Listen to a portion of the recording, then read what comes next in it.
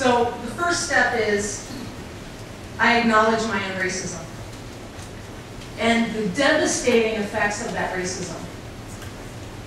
Broken homes, broken communities, inequalities. I mean, we have tons and tons of data that we can share. You know, I could have 15 slides up here and talk about all the different disparities and inequalities that are going on.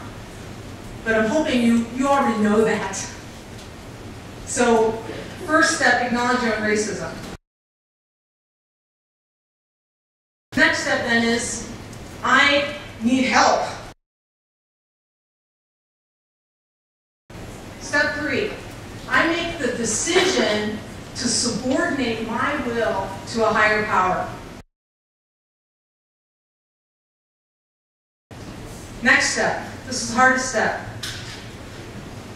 I made a searching and fearless moral inventory of my racist thinking and behavior. This is a really painful internal kind of process that you have to go through. Now the next step is turning it external. Step 5, I admit to God, to myself, and most importantly, to another human being, the exact nature of my racism.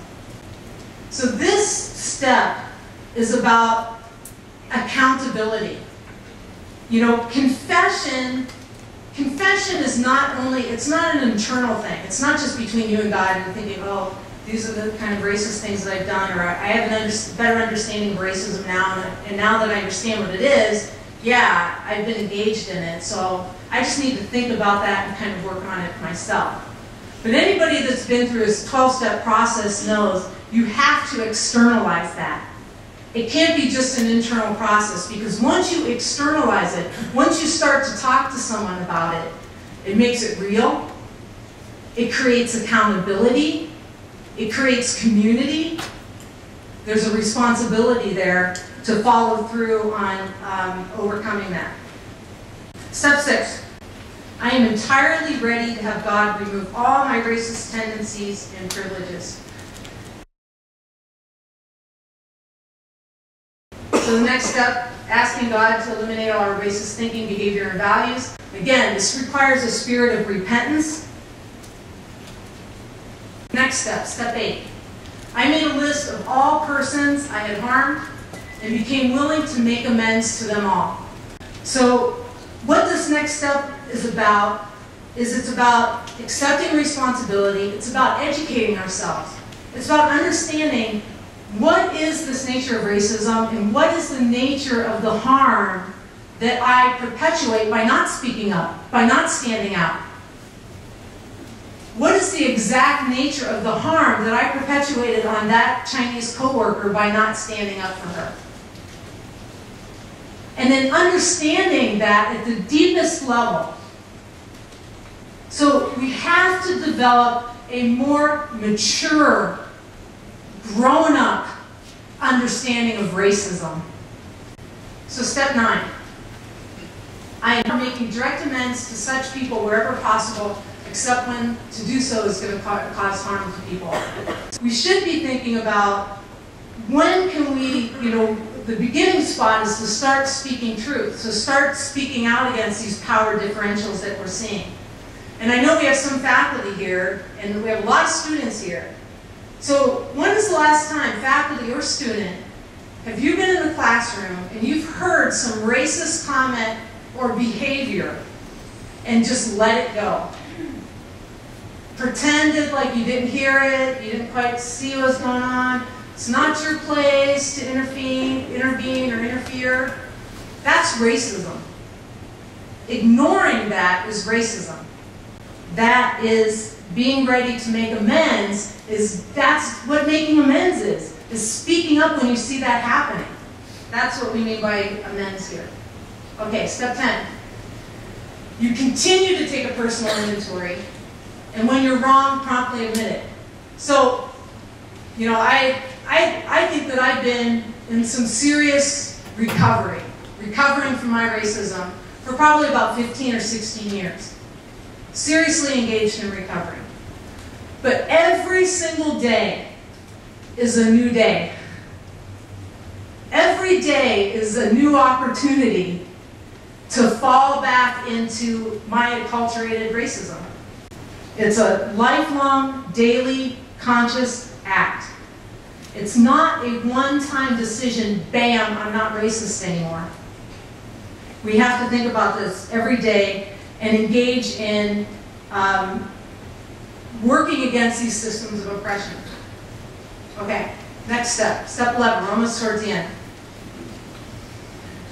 Recovery is neither simple or easy.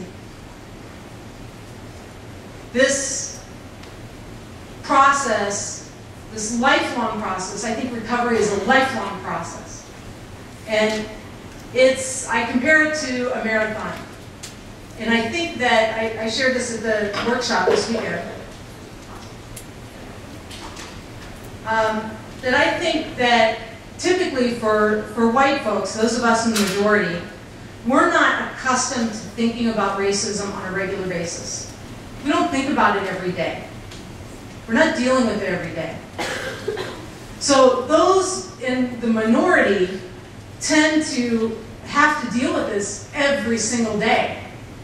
I'm sure many of you from minority groups sitting in this auditorium right now, some of you might be the only face of color in some of your classes. So you're confronted with this difference every day, constantly. So you're like marathon runners that are out training every day, running 15, 20 miles. For me, it's like, I need to run a marathon, and all of a sudden, you know, I can kind of choose when I'm going to work out and when I'm not going to work out. And you kind of get out of shape. You know, you're not ready to handle it or deal with it. But if we're going to overcome this, we have to start thinking about this every single day. We have to get into training if we're going to be serious about our part in contributing to overcoming racism. And so many times we just denial. We're like, well, I don't do anything negative, and I'm just, you know, we'll go days, weeks, months without even thinking about oppression in any way, because we're not experiencing it. Step 11. Again, anti-racism work is tired. I don't know how many workshops I've been to where people begin to talk about this work against racism, and it's tiring. So a lot of times, white folks, those of you in the majority out there that are working on these issues, you absolutely have to seek out an affinity group. You've got to look for a support group that can gather around you and give you that support in that time of rest. And so that's why I have here, you know, you need to get some kind of affinity, some kind of support group. Last step. I seek to practice these principles in everything I do and to reach out to those engaged in racism with the message of recovery. This is not just about believing this is about modeling this. This is about thinking about systems of racial oppression in everything you do. When you're writing papers as students, when you're putting presentations together, are you thinking about the systems of oppression that are involved in that presentation? As a faculty member, as I'm talking about accounting or business or management, am I thinking consciously about the systems of oppression that are at play in the materials that I'm putting together? Every day I need to be engaged in this. And finally, we all fall short. Still, I come back from where I started in the beginning. None of us are perfect. We all fall short. None of us are able to adhere to this perfectly. Every day, I might have a failure. I might continually to fail at this. So I strive to, not for perfection, but for progress. And share and spread the good news of recovery from racism. There can be recovery.